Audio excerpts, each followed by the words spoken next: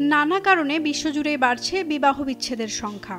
বিয়ের মাত্র 1 বছর কিংবা 6 মাসের মাথায়ও বিচ্ছেদের ঘটনা ঘটছে অহরহ।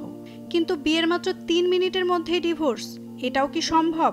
শুনতে অবাক লাগলেও এমনটাই ঘটেছে মধ্যপ্রাচ্যের দেশ কুয়েতে।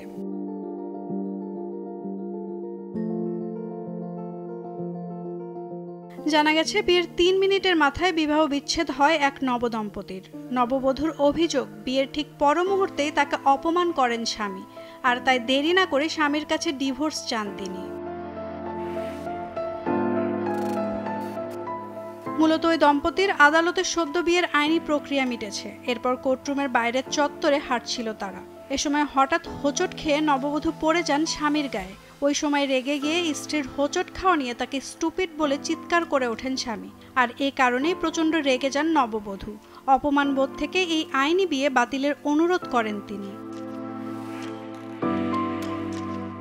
এ বিষয়ে বিচারক নববধূর যুক্তি মেনে নিয়ে বিয়ে বাতিল করেন। ফলে বিয়ের মাত্র 3 মিনিটের মাথায় বিবাহ বিচ্ছেদ হয় দম্পতির। বলা হচ্ছে এটি সবচেয়ে কম সময়ের মধ্যে বিবাহ বিচ্ছেদের ঘটনা।